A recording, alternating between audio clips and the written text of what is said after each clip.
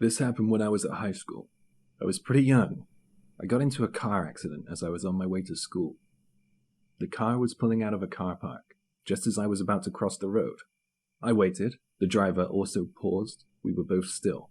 Then, the driver did the usual gesture of go ahead with his hand and allowed me to go ahead and cross the road. So I started to walk across the road, and I raised my hand to thank the driver. At this point, the car pulled forward and knocked me off my bike.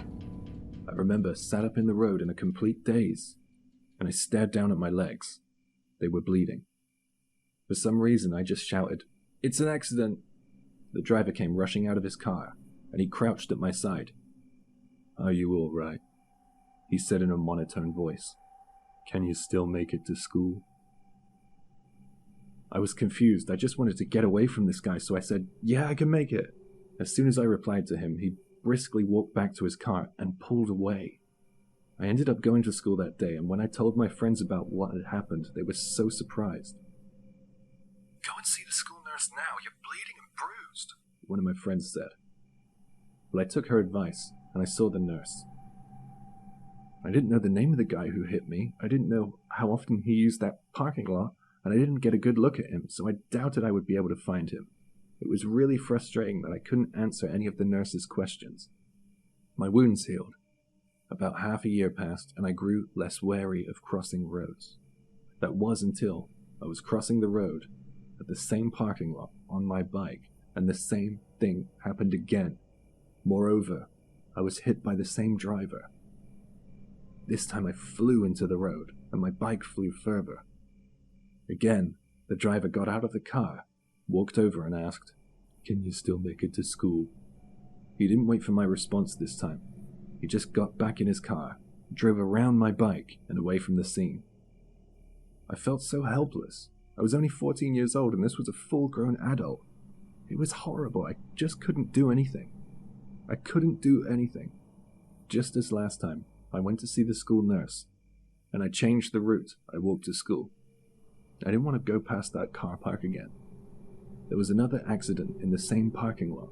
It happened to a kid a few grades below mine. He was hit by a car pulling out of the parking lot. According to the kid's friends at school, the driver got out of the car and asked the kid if he could still make it to school. This was more than a coincidence. This was malicious and intentional. I was sure of it. Another incident happened.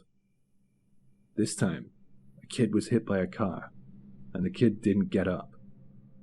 But a passerby who witnessed the crash rushed him to a hospital, and thankfully he made a full recovery. The passerby took down the driver's number plate, and the driver was arrested. It was really great to know that this guy wasn't driving around out there. There was an assembly about it at school, asking for any of the other victims to come forward. So I did. I was interviewed by the police. They confirmed what I already knew. I was hit by the same guy. We weren't the only victims. The man offered no explanation why he repeatedly did this. Maybe he had a private grudge against us students or our school, or maybe he just wanted to test how hard a student can get hit by his car. I'll never know, and I'm still very conscious of this. That man was a psycho.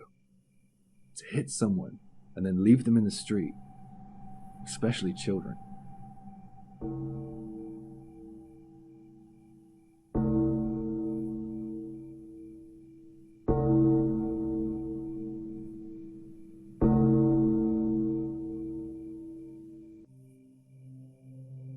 I get freaked out by ghosts, but I'm terrified of humans. When I was in high school, I was in all the clubs. I loved sports, especially basketball. I was hardly out of the gym, except for Tuesdays when the volleyball team had the use of the gym. On Tuesdays, I would work out with the basketball team in the local park. We would run to the park, then do some stretches and muscle training, then run back to school. One Tuesday, we got to the park and there was a strange woman there. From that day on, she was always there. She was strange because she just sat there and stared at us. I think she must have worked in a nearby office because she was always wearing professional clothes. She would occasionally speak to herself too. She was completely harmless and my friends and I were focused on our training, so we didn't pay her that much attention. But when you know someone is staring at you, it really throws you off, especially when you're exercising. I mean, it was really creepy. And it was every time we went to the park. I tried my best to ignore her. On the day in question, there was about 20 of us training in the park, and it was an incredibly hot day. And I could sense that some of the group were irritable that day, especially my friend, Yuji. He took his irritation out on the woman. "You stare at us every fucking day, what do you want?" he shouted. I was annoyed that he did that. I mean, we could have just ignored her. I think people like that are better off left alone anyway. She didn't say a word back to him. She just scowled and kept staring.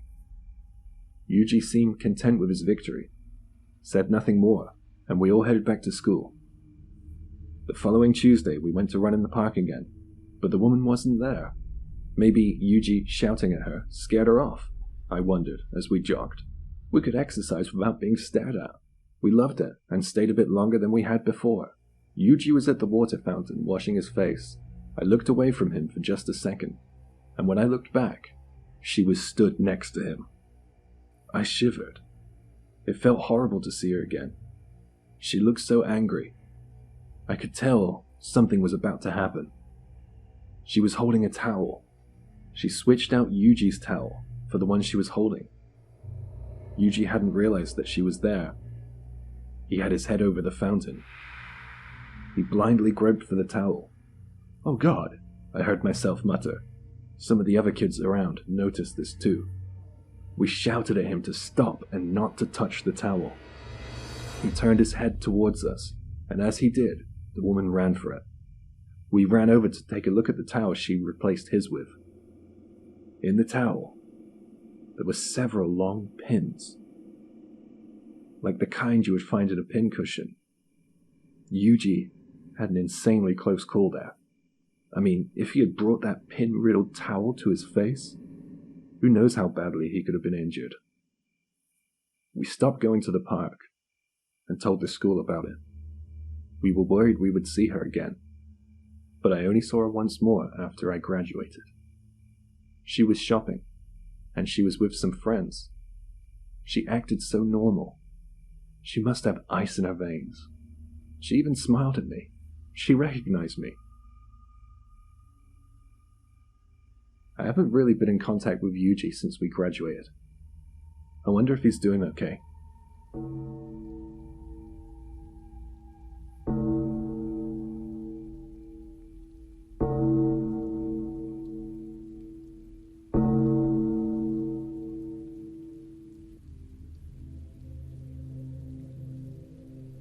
This happened March last year.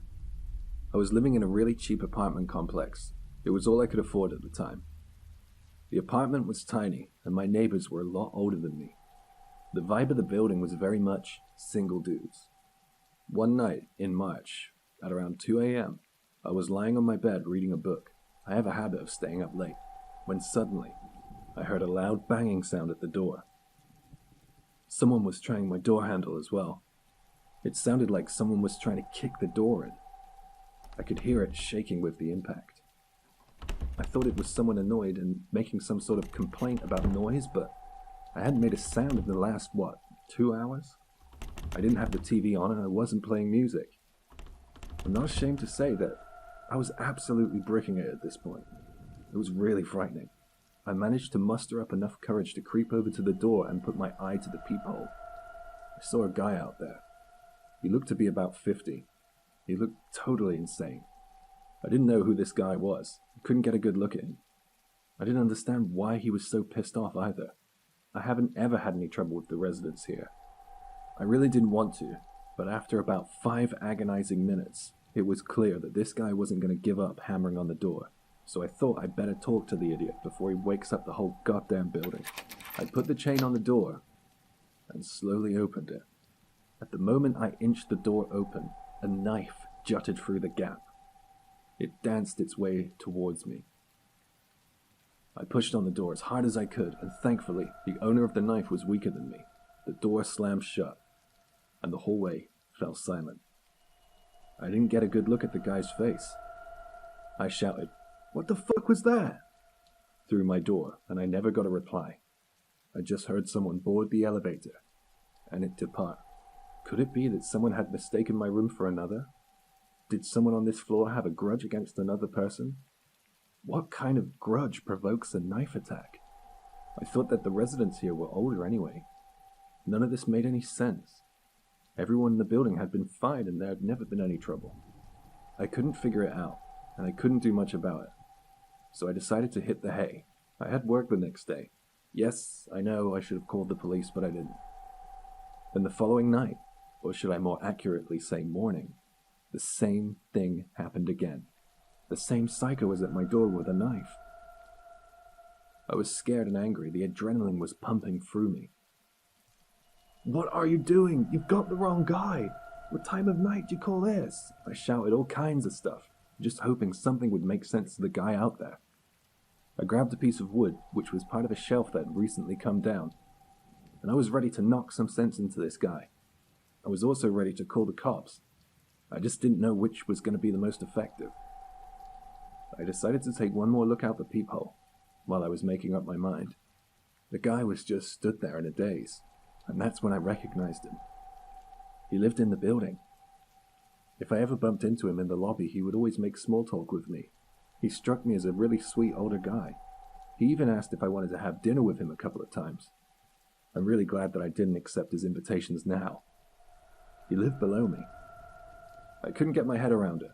Why was he doing this? I decided to call the cops and keep silent. All the while, he continued to hammer on my door and try the lock. Anyway, to cut a long and incredibly frustrating story short, the guy was interviewed by the police after I gave my statement, and as far as I can tell, he made out like he was totally innocent. He basically pretended he knew nothing about what had happened.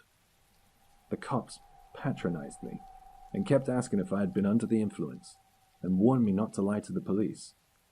Well, I know what I saw, and what frightens me is the fact that he got away with it and may do it again. The police wouldn't do anything about him. I bumped into him a couple more times before I moved out, and he just smiled at me and put his hands in his pockets.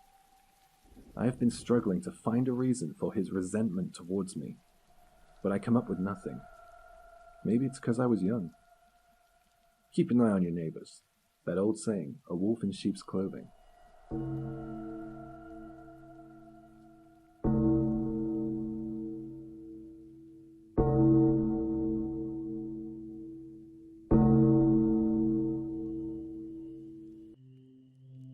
I know this guy who moved to Tokyo when he was about 30.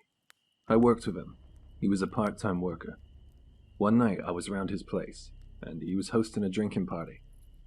We were chatting about his past and why he decided to pack up everything and move to Tokyo. Well, he kind of avoided the question, but I kept on asking him. He looked me in the eyes and said, "Quit asking." I didn't get what the big deal was, so I just kept on asking, and we kept on drinking, and I guess the booze loosened his tongue. He told me this creepy little story about his past. After graduating from university, he got himself what he called a normal job in his hometown, while he was still living with his parents. One evening he finished work, a little earlier than usual, and he was walking home from the station. A woman was approaching. She came rushing over to him. Hey, long time no see," she called cheerfully. "How are you?" She was making out like they were close friends or something, but he couldn't remember who this woman was. He said that he thought she could have been an old friend and would have felt rude just to outright ask her who she was, so he just said, "Oh, yeah, long time no see. I'm doing well. How are you doing?" The woman stood there smiling at him. Then she plunged her hands into her handbag and pulled out a small navy blue notebook. He caught a glimpse of the front of the book. In gold letters, it said, "Disabled Person's Notebook." He was surprised because he couldn't see any physical sign of a disability. He asked, "Hey, what's that?" "Oh, this? Over here, take a look." There was a photo of the woman, and next to her photo, it stated that she was mentally ill. When he saw the name in her book, he remembered who she was. When he was in high school, he used to bully this woman relentlessly. Her name was Michio. Now she was in front of him, smiling. He faked a smile back at her. "Don't you remember me? That's a real shame. For the last 10 years I haven't been able to forget about you. That's okay, don't worry. You know this notebook here? It protects me. If I killed someone, how much trouble do you think I would get in?" Sure, there would be media and police, but they wouldn't get that involved once they saw this book. It says that I'm mentally ill. I wouldn't even get a prison sentence or the death penalty. Trust me, I've looked into it. It's not hard to get a little book like this. If you know the right people. Did you know that? I didn't expect to run into you today. I didn't bring my tools. I have big plans for you. You were the worst one, you know. I'm thinking knives, rope, all sorts. Since you're bigger than me, and could likely overpower me, I could never take you on if you knew it was coming. So I guess it's your lucky day. I'm not gonna hurt you today. But another day. Who knows? She stood there smiling and did a kind of cute wave, turned her back, and left. He said that he couldn't move. He was so shocked. He said that as she had said all of that to him, she was smiling, but her eyes were terrifying. He knew she meant what she had said, and if she did have a knife that day, she would have attacked him instead of speaking to him. Ever since that encounter, he was terrified that she would come for him. He was still living with his parents, so it wouldn't have been too hard for her to turn up at his house in the middle of the night. He was too scared to sleep, and he knew he had to leave town. He packed up his things and headed for Tokyo. He told his parents not to tell anyone where he was going. Now, I'm not trying to justify his bullying, but that was when they were kids. This woman has coldly calculated a revenge plan. It's not like he still bullies people today. He lives in fear each day. Fear that she would somehow find him. And he only wants to work part-time so he's not in the public eye often. But on the other hand, I guess you can call this karma. It's a distressing story that I'll never forget.